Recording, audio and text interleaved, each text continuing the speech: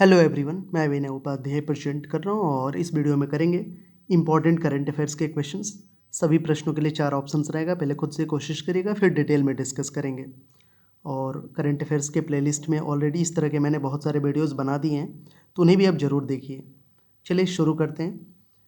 पहला क्वेश्चन है, भारत ने ब्रिटिश महारानी एलिजाबेथ द्वितीय के निधन पर कितने दिन तक तिरंगा झुकाकर राजकीय शोक की घोषणा की? तो राजकीय शोक की घोषणा 1 दिन के लिए की गई थी। थोड़ा सा इसको डिटेल में अगर हम समझेंगे तो ब्रिटिश क्वीन का निधन 8 सितंबर 2022 को हो गया था। अब ब्रिटेन के किंग होंगे चार्ल्स तृतीय। अब ये सवाल है कि भारत में राजकीय शोक क्या होता है। तो पूरे भारत में शोक के दिन राष्ट्रीय ध्वज उन सभी इमारतों पर आधा झुका रहेगा जहाँ तिरंगा नियमित रूप से फहराया जाता है। इस दिन कोई आधिकारिक मनोरंजन नहीं होगा।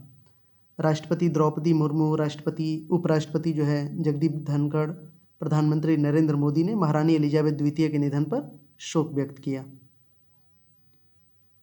नेक्स्ट है, ऑपरेशन लंदन ब्रिज और ऑपरेशन यूनिकॉर्न मीडिया की सुर्खियों में है। यह इनमें से किससे संबंधित है? तो ये संबंधित है एलिजाबेथ द्वितीय के निधन से जुड़ा एक प्रोटोकॉल है। ऑपरेशन लंदन ब्रिज और ऑपरेशन यूनिकॉर्न ये मीडिया में सुर्खियों में है।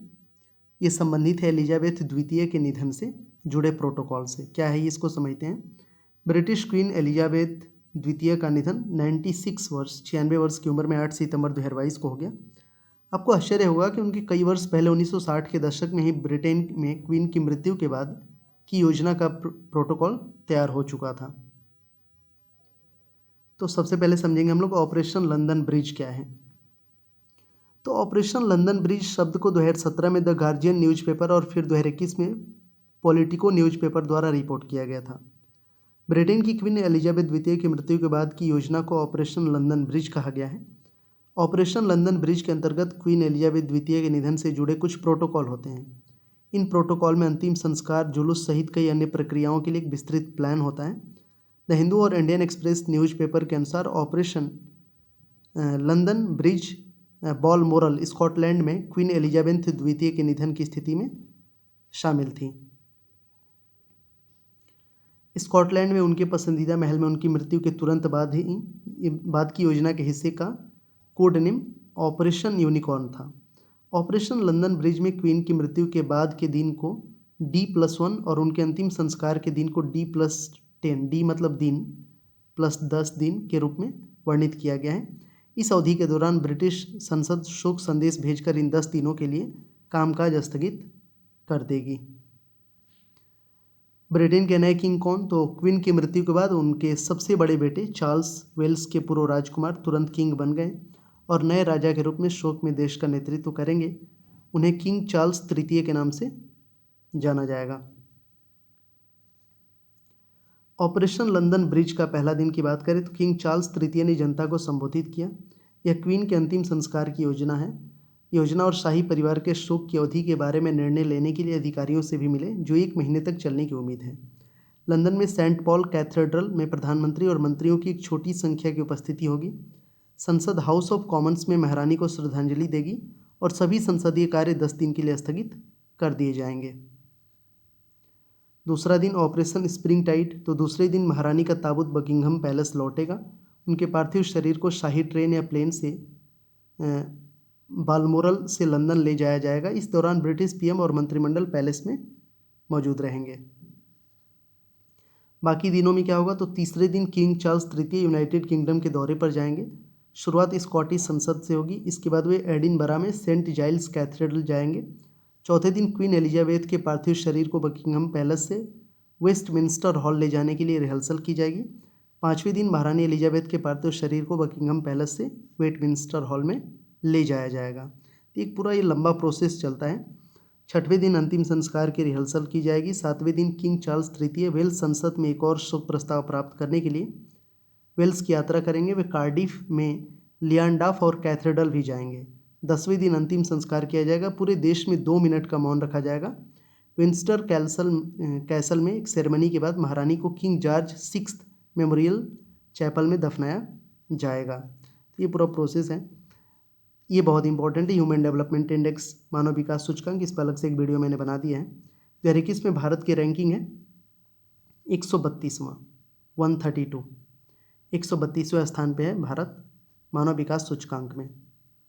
संयुक्त राष्ट्र विकास कार्यक्रम यूएनडीपी ने 8 सितंबर 2022 को ह्यूमन डेवलपमेंट रिपोर्ट 2021-22 जारी की। ह्यूमन डेवलपमेंट इंडेक्स की जो है इंडेक्स इसी रिपोर्ट का हिस्सा है। इस इंडेक्स में 191 देशों को शामिल किया गया है। भारत इस इंडेक्स में 2021 में एक स्थान नीचे गिर गया है। वर्ष 2020 की रिपोर्ट में भारत 131वें स्थान पर था, लेकिन अब वर्ष 2021 में भारत 132वें स्थान पर है। इस वर्ष के इंडेक्स में भारत का स्कोर 0.633 है। इस इंडेक्स में 191वें स्थान पर साउथ सूडान सबसे कम रैंक वाला देश है, जिसका स्कोर 0.385 है। ह्यूमन डेवलपमेंट इंडेक्स मापने का जो इंडिकेटर्स का पैमाना क्या है, मापने का पैमाना, तो औसत उम्र, लाइफ एक्सपेक्टेंसी फॉर हेल्थ, स्कूली शिक्षा का औसत वर्ष, expected years of schooling, expected स्कूली शिक्षा, years of schooling for education, और स्टैंडर्ड जीवन के लिए प्रति व्यक्ति है, national income per capita for standard of living. ये इसके इंडिकेटर्स हैं, इसी हिसाब से ह्यूमन डेवलपमेंट इंडेक्स मापा जाता है। ये टॉप 10 देश हैं: Switzerland, Norway, Iceland, Hong Kong, Australia, Denmark, Sweden, Ireland, Germany, Netherland. ये सब यूरोपियन कंट्रीज़ इसमें ज़्यादातर नज़र आएंगे आपको। पड़ोसी देश की हालत में चीन 79 नंबर पे है, भूटान 127, बांग्लादेश 129, नेपाल 143 और पाकिस्तान 161, और इंडिया का रैंक है 132।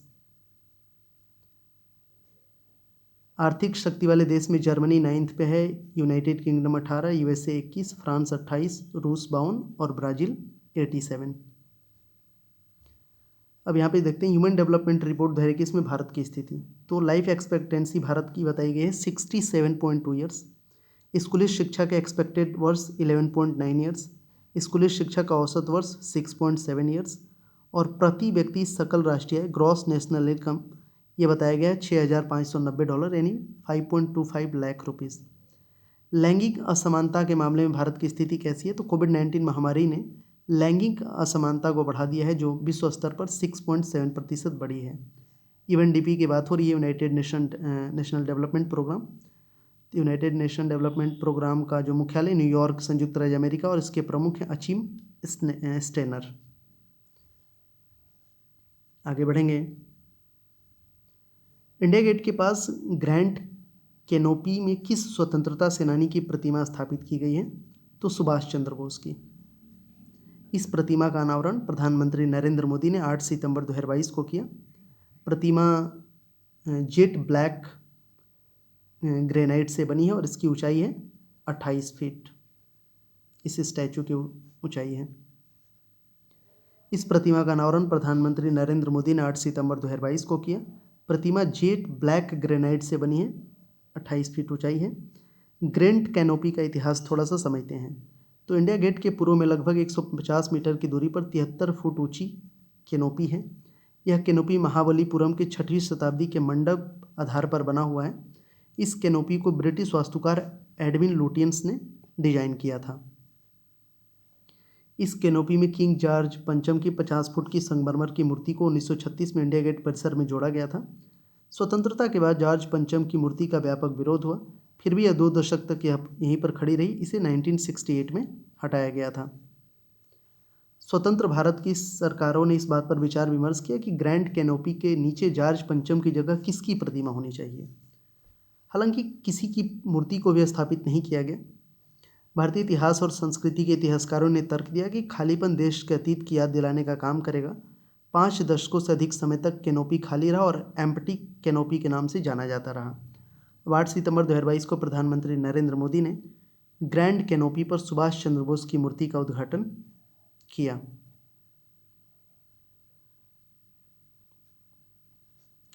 नेक्स्ट है, केंद्रीय मंत्री नितिन गडकरी ने कार की पिछली सीट की सवारी के लिए किस नए अलार्म को अनिवार्य करने का ऐलान किया?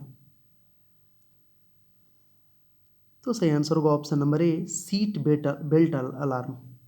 केंद्रीय मंत्री नितिन गडकरी ने कार की पिछली सीट की सवारी के लिए सीट बेल्ट अलार्म को अनिवार्य करने का ऐलान किया है। दरअसल मोटर व्हीकल एक्ट 2019 में सीट बेल्ट न लगाने पर पिछली सीट के यात्रियों को दंडित करने का प्रावधान पहले से ही मौजूद है। हालांकि इस नियम को ज़्यादातर लोग अनदेखा करते हैं। टाटा सन्स के पूर्व चेयरमैन साइरस मिस्त्री का निधन इसी अनदेखी की वजह से सड़क दुर्घटना में हो गया। केंद्रीय मंत्री का ऐलान। नितिन गडकरी ने 6 सितंबर 2022 को कार की पिछली सीट पर बैठने वालों के लिए सीट बेल्ट अलार्म अब सभी 4 पहिए वाहनों में एक अस्थायी सुविधा होगी। इसके लिए एक नोटिफिकेशन जल्द ही जारी किया जाएगा जिसमें निर्मित सभी कारों में सीट बेल्ट अलार्म अनिवार्य बनाने का प्रस्ताव होगा। कार निर्माताओं को इसके लिए समय दिया जाएगा। यह निर्णय क्यों लिया गया? गडकरी ने कहा कि साइरस की घटना के कारण हमने निर्णय लिया कि सभी कारों में सीट बेल्ट के लिए अलार्म लगाना होगा। सीट बेल्ट अलार्म की बात करें तो इंडियन एक्सप्रेस के अनुसार कारों में इस फीचर के आने के बाद पिछली सीट पर बैठने वाले यात्री सेफ्टी बेल्ट लगाना नहीं भूलेंगे। कार सेंसर इस तरह से फिट किए जाएंगे कि अगर सीट बेल्ट सही नहीं लगा होगा तो तुरंत अलार्म बजना शुरू हो जाएगा। यह अलार्म पीछे की सीट के यात्रियों के लिए सीट बेल्ट की अनदेखी कारण असुविधाजनक बना देगा। रोड एक्सीडेंट में कितनी लोगों की मौत होती है? तो NCRB national crime record bureau की रिपोर्ट के अनुसार वर्ष 2021 में रोड एक्सीडेंट से 1,55,622 लोगों की मौत हो गई है। NCRB वाला मैंने बताया था आपको। इसमें सबसे ज़्यादा अगर बात करें ट्रैफिक एक्सीडेंट डेट्स डिटेल तो रोड एक्सीडेंट में 1,55,622 लोग, रेलवे एक्सीडेंट में 16,431 लोग और रेलवे क्रॉसिंग एक्सीडेंट में 1,807 लोग मरे हैं। ये 2021 का डेटा है NCRB का। रोड एक्सीडेंट डेथ सबसे ज़्यादा 2 व्हीलर से होता है, फिर कार, ट्रक या lorry, 3 wheeler, auto rickshaw, pedestrian, other non motorised transport, other motorised transport और फिर बस। ये एक सीक्वेंस है। Drug Controller General of India DCGI ने वयस्कों में इमरजेंसी इस्तेमाल के लिए देश की पहली नेजल कोविड-19 वैक्सीन को मंजूरी दी। इस वैक्सीन का नाम बताएं। तो इस वैक्सीन का नाम है इनकोवैक। ठीक है, इसी को बोला गया है BBV154, इसी का नाम है। तो drug Controller General of India ने वयस्कों में इमरजेंसी इस्तेमाल के लिए नेजल कोविड-19 वैक्सीन इनकोवैक को मंजूरी दे दी है। Drug Controller General of India DCGI ने वयस्कों में इमरजेंसी इस्तेमाल के लिए नेजल कोविड-19 वैक्सीन इनकोवैक को मंजूरी दे दी है। इस बात की जानकारी केंद्रीय स्वास्थ्य और परिवार कल्याण मंत्री मनसुख मांडविया ने 6 सितंबर 2022 को ट्वीट करके दी।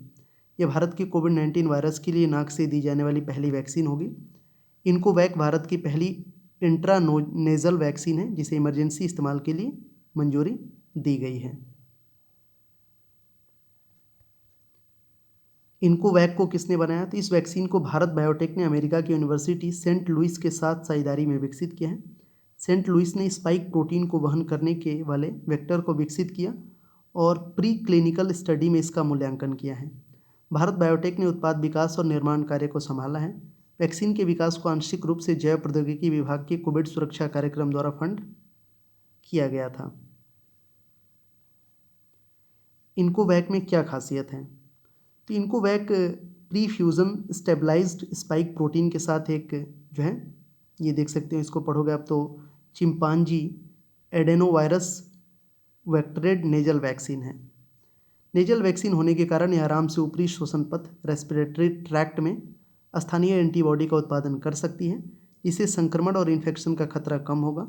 इस वैक्सीन को नेज़ल ड्रॉप से दिया जाएगा जिससे सुई की ज़रूरत नहीं पड़ेगी।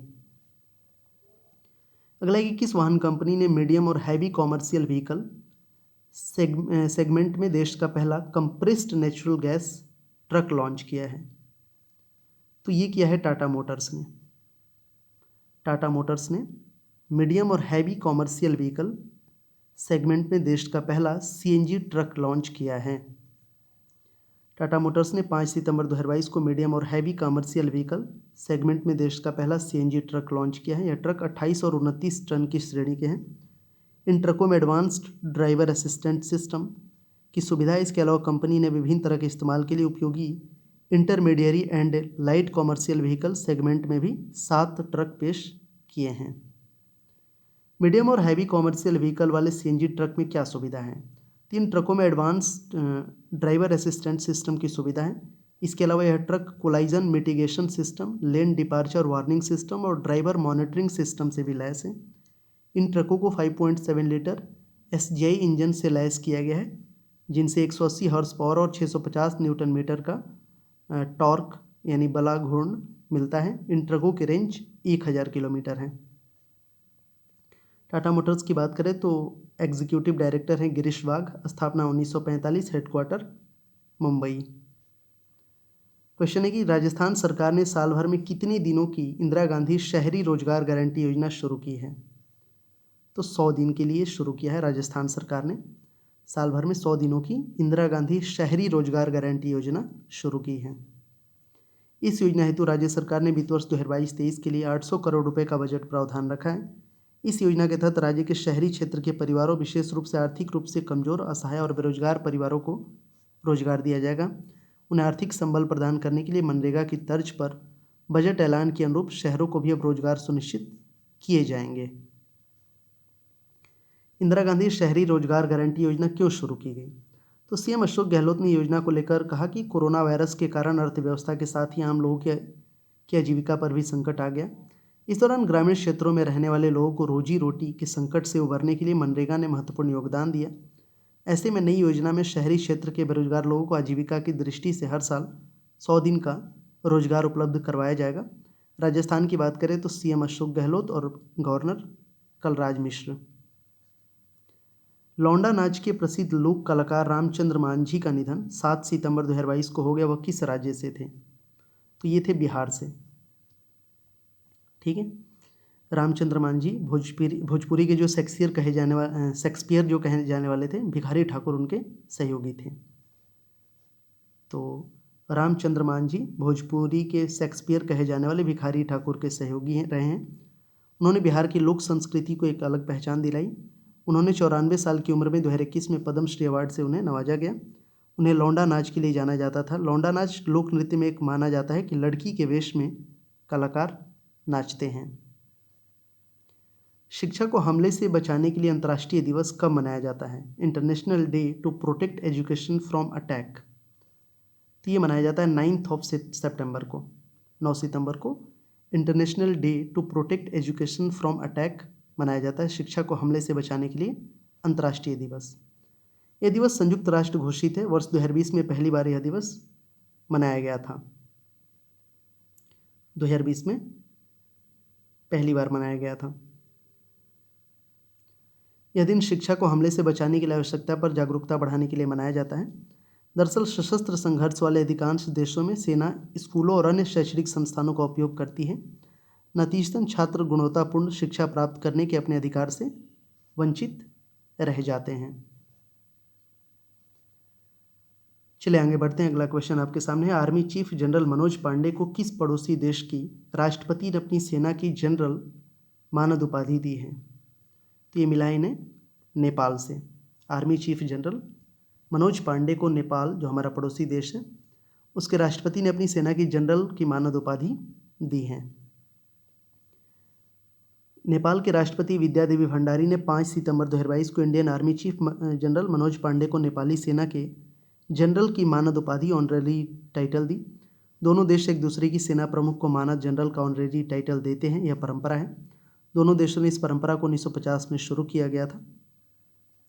इसके लिए नेपाल और भारत की थल सेना के चीफ द्वारा एक दूसरे के देश की यात्राएं करते हैं। भारत में नेपाली सेना के चीफ को भारतीय सेना के जनरल की मानद रैंक से सम्मानित करता है। इससे पहले यह सम्मान वर्ष 2020 में जनरल मनोज मुकुंद नरवणे को दिया गया था। जनरल मनोज पांडे ने नेपाली सेना को सैन्य सम्मान सौंपा। जनरल मनोज पांडे 5 दिवसीय आधिकारिक यात्रा पर 4 सितंबर 2022 को काठमांडू पहुंचे। इस दौरान उन्होंने नेपाली सेना के थल सेनाध्यक्ष जनरल प्रभुराम शर्मा को विभिन्न गैर घातक सैन्य सम्मान सौंपे। उन्होंने नेपाली सेना को 10 MPV माइन प्रोटेक्टिव व्हीकल, 4 घोड़े और कुछ चिकित्सा उपकरणों सहित गैर घातक सामान सौंपे। यह सहायता कुल 22.38 लाख करोड़ नेपाली रुपए, यानी कि लगभग 14 करोड़ रुपए भारतीय के बराबर है। यह भारतीय सेना द्वारा प्रदान की जाने वाली एक विशेष सब्सिडी है, जिसमें 60% अनुदान सहायता शामिल है।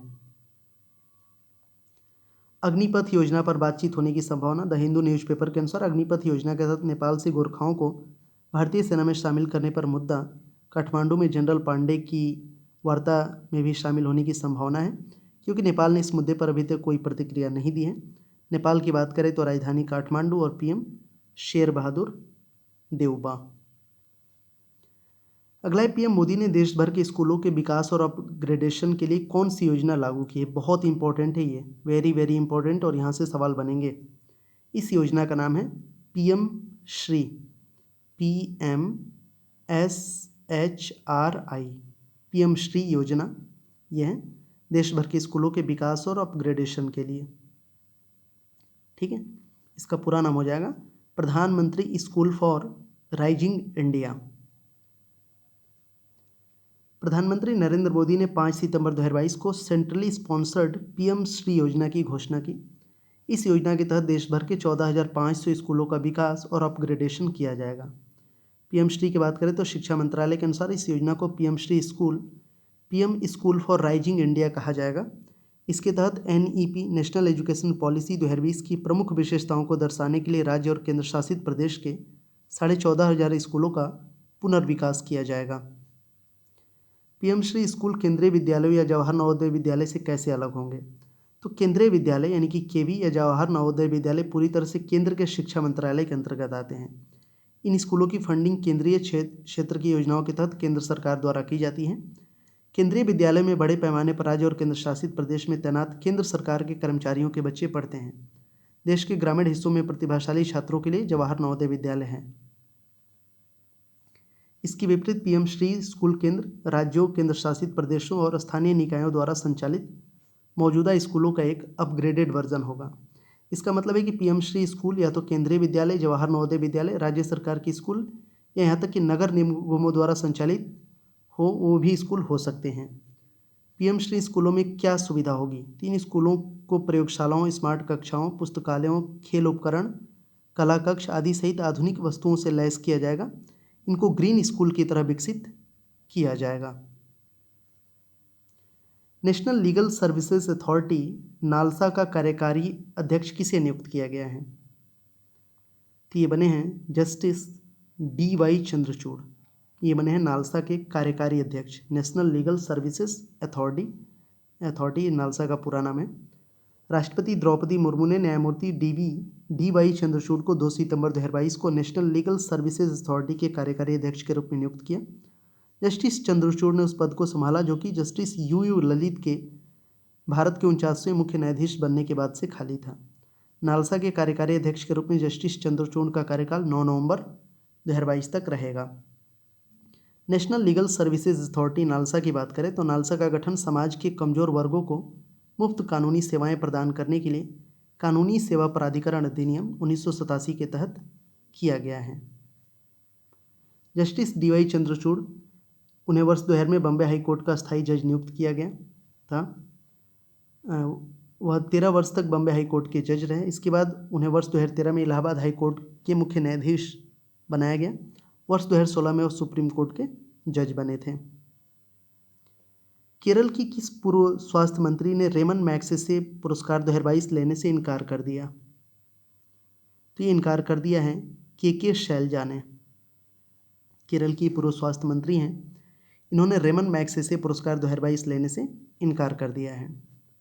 क्या है इसके पीछे की वजह? तो भारतीय कम्युनिस्ट पार्टी मार्क्सवादी CPIM केंद्रीय समिति की सदस्य और केरल की पूर्व स्वास्थ्य मंत्री KK शैलजा ने रेमन मैग्सेसे पुरस्कार 2022 को लेने से इनकार कर दिया। वह केरल के कन्नूर जिले से हैं।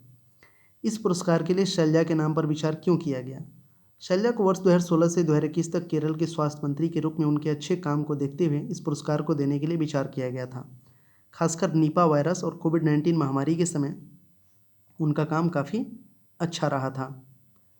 शैलजा ने पुरस्कार को लेने से मना क्यों कर दिया था?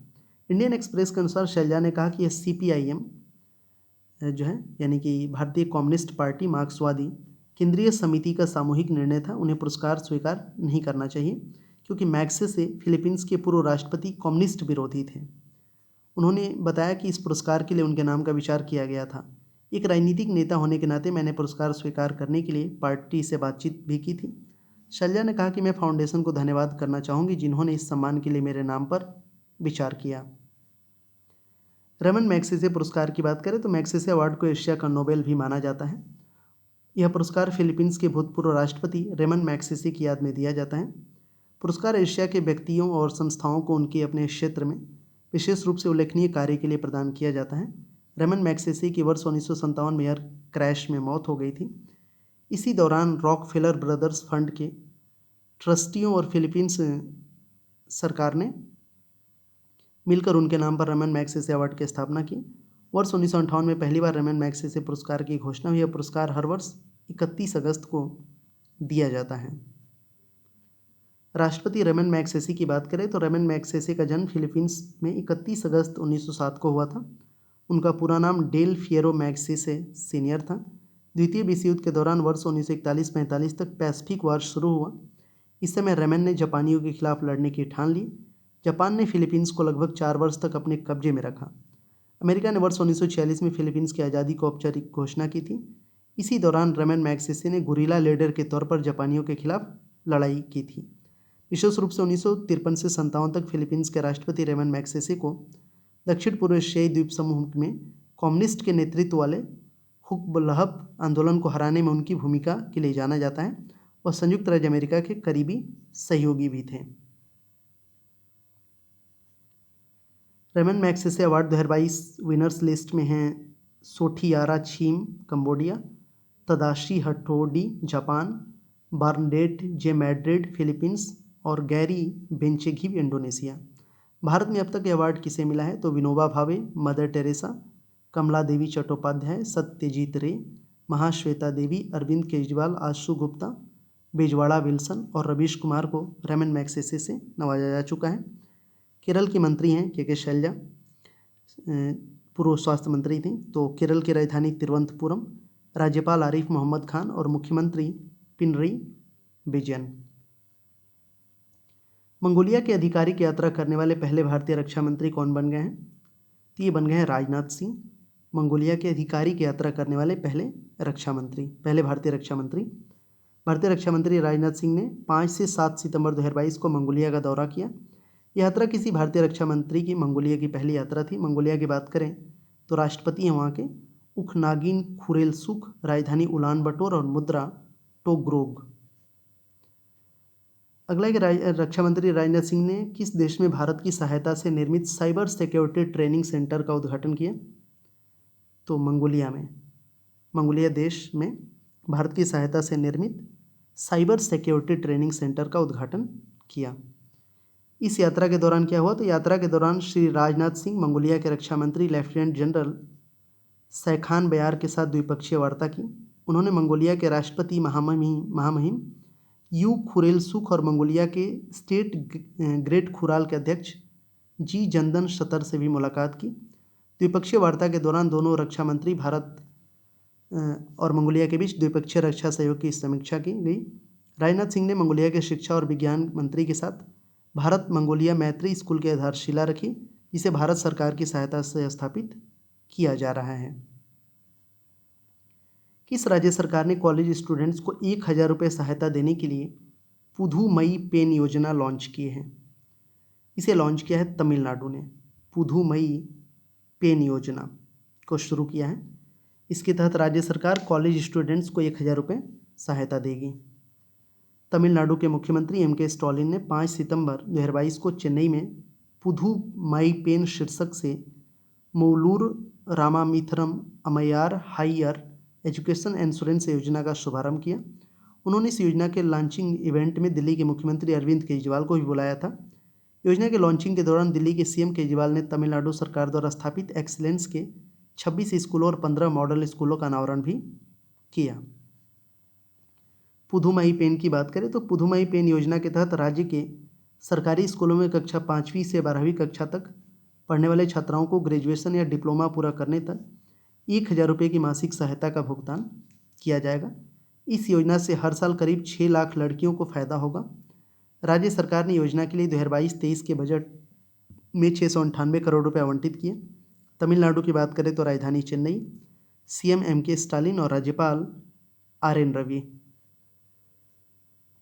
अमेरिका के किस पूर्व राष्ट्रपति ने एमी पुरस्कार जीता है? तो ये जीता है बराक ओबामा ने एमी पुरस्कार। ठीक है। पूर्व अमेरिकी राष्ट्रपति बराक ओबामा ने 4 सितंबर 2022 को एमी पुरस्कार जीता। उन्होंने Netflix documentary our great national parks में आवाज़ देने के लिए सर्वश्रेष्ठ नैरेटर का एमी पुरस्कार जीता। बराक ओबामा एमी पाने वाले दूसरे राष्ट्रपति हैं। ओबामा से पहले पूर्व राष्ट्रपति ड्वाइट डी आइजनहावर ने 1956 में एक विशेष एमी पुरस्कार जीता था। यूएस की बात हो रही है, कैपिटल वाशिंगटन डीसी, और प्रेसिडेंट अभी फिलहाल में है जो बाइडेन। रिलायंस इंडस्ट्रीज़ ने किस सॉफ्ट ड्रिंक ब्रांड का अधिग्रहण कर लिया है? तो कैंपा कोला का अधिग्रहण कर लिया है रिलायंस इंडस्ट्रीज़ ने। ठीक है, तो इसको समझते हैं। द इकोनॉमिक टाइम्स के अनुसार रिलायंस ने सितंबर 2022 में प्योर ड्रिंक ग्रुप के साथ 22 करोड़ रुपए के डील में कैंपा कोला ब्रांड का अधिग्रहण किया है। रिलायंस कैंपा कोला को नींबू, नारंगी और कोला इन 3 स्वाद में बाजार में उतारने की तैयारी कर रही है। रिलायंस पहले चरण में इसे अपने रिटेल स्टोर्स, जियो मार्ट और किराना स्टोर्स में बेचेगी। क्या है कैंपा कोला की कहानी? तो यह बात वर्ष 1977 की है। इस साल इंदिरा गांधी का लगाया गया आपातकाल खत्म हुआ था और जनता पार्टी सत्ता में आई थी। जनता पार्टी का लक्ष्य राष्ट्रवाद और लोकल ब्रांड को बढ़ावा देने पर था। ऐसे करने के लिए सरकार ने अमेरिकी कंपनी कोका कोला के सामने भारत में अपने उत्पाद को बेचने को जारी एक शर्त रखी। सरकार ने शर्त रखी कि कोका कोला को अपने सीक्रेट फार्मूले को छोड़ना होगा। सरकार ने यह चाल इसलिए चली क्योंकि सरकार को पता था कि कोका कोला अपनी सीक्रेट फार्मूले को कभी नहीं छोड़ेगी। साथ ही कंपनी को भारत से निकालना पड़ेगा, और ऐसा ही हुआ। कोका कोला भारत छोड़ना पड़ा। कोका कोला के बाहर निकलने के साथ ही अब भारतीयों को इस सॉफ्ट ड्रिंक का विकल्प चाहिए था। भारत सरकार ने इस मौके का फ़ायदा उठाने के लिए 777 नाम से अपना खुद का कोला ब्रांड लॉन्च किया। 777 का स्वाद कोका कोला से काफ़ी अलग था, जो कि लोगों को बिल्कुल पसंद नहीं आया। कैंपा कोला की मार्केट में एंट्री। तो दिल्ली की कंपनी प्योर ड्रिंक्स ने इस अवसर का फ़ायदा उठाने के लिए कैंपा कोला नाम से अपनी सॉफ्ट ड्रिंक बेचना शुरू कर दिया। कैंपा कोला की ब्रांडिंग, लोगो और टेस्ट कोका कोला के तर्ज पर था। कैंपा कोला को इसका काफ़ी फ़ायदा हुआ और मार्केट में अच्छी हिस्सेदारी पाने का मौका भी मिला। लेकिन इसी बीच पार्ले ने थम्स अप नाम से अपनी सॉफ्ट ड्रिंक बेचना शुरू कर दी। थम्स अप लोगों के बीच काफ़ी लोकप्रिय हो गई। अब कोला इंडस्ट्री में 2 मुख्य प्रतिद्वंदी थे, कैंपा कोला और थम्स अप। मार्केट में कंपटीशन के चलते कैंपा कोला ने अपने प्रोडक्ट की कीमत कम कर दी, लेकिन थम्स अप ने कीमत कम करने के बजाय बोतल का साइज 200 मिलीलीटर से 250 मिलीलीटर कर दिया। इसे थम्स अप मार्केट में नंबर 1 बन गया और कैंपा कोला धीमा पड़ गया। रिलायंस कैंपा कोला पर दांव क्यों लगा रही है? तो मार्केट में कई ब्रांड पहले से ही व्याप्त होते हैं। नए ब्रांड शुरू करने की जगह पुराने ब्रांड को शुरू करना आसान होता है। वर्ष 1977 के बाद लगभग 15 वर्षों तक कैंपा कोला देश का फेवरेट सॉफ्ट ड्रिंक था। अब लोग पुराने ब्रांड को नए रूप में देखेंगे तो वो भावुक होंगे और उसका प्रयोग करने की कोशिश करेंगे। तो ये टोटल बिजनेस माइंड होता है। छत्तीसगढ़ को सितंबर 2022 में कौन से नए जिले मिले? ये सब मिले, उपरोक्त सभी। मोहला, मानपुर, अंबागढ़ चौकी, सांबरगढ़, बिलाईगढ़, खैरागढ़, छुई खदान, गंडई। ये 3 नए जिले प्राप्त हुए हैं सितंबर 2022 में। छत्तीसगढ़ की बात करें तो राजधानी रायपुर, मुख्यमंत्री भूपेश बघेल हैं यहाँ के। छत्तीसगढ़ को सितंबर 2022 में 3 जिले प्राप्त हुए। छत्तीसगढ़ के मुख्यमंत्री भूपेश बघेल ने राज्य में 3 नए जिलों का उद्घाटन किया।